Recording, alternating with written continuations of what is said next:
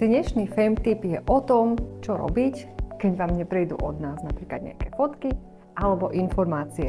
Kto sa bol u nás zaregistrovať na registračnom castingu, tak vie, že vždy hovoria moje kolegynke dokola to isté, že keď vám neprídu fotky od nás do 2 týždňov, treba nám čo?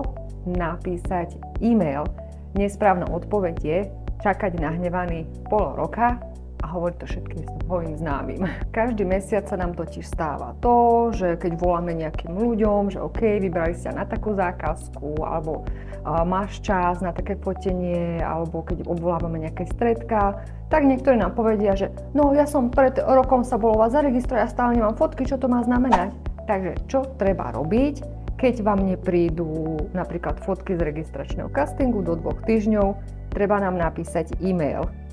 Keď sa zaregistrujete online a nejaký týždeň sa nič nedieje, nie je nejaká odpoveď od nás Fame, treba nám písať e-mail, alebo keď nám píšete nejaký e-mail, správu a neprišla vám odpoveď, tak treba si pozrieť spam, alebo sa nám nejako ozvať, pretože vieme, že aj technika zlyháva. A čo sa týka hlavne tých registračných fotografií, veľmi veľa ľudí sa nám to stáva, teda veľmi často, si nájdú fotky až potom, ako ich upozorníme v spame alebo v reklamách. Tiež sa nám minule stalo, že jeden chalan nám nadával, že pol roka nechodí žiadne ponuky a potom si pozrel vlastne spam a našiel tam u nás nejakých 40 e-mailov.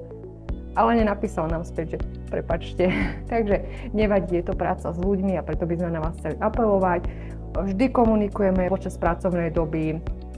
Pokiaľ nám napíšete e-mail v sobotu o polnoci a my vám neodpovieme, tak nemusíte nám písať v nedeľu ráno o 8, že halo, prečo neodpovedáte, pretože aj s takýmto niečím sa stretávame, takže pracujeme od pondelka do piatku v takých štandardných hodinách, takže niekedy odpovieme úplne okamžite, niekedy naša odpoveď si vyžaduje nejaký čas, tak preto tá odpoveď môže trvať aj deň, 2, ale vždy každému jednému sa ozveme a hlavne aj vy s nami komunikujte, keď vám niečo nie je jasné, veľmi radi vám odpovieme. Takže zatiaľ takto, majte sa krásne, čaute.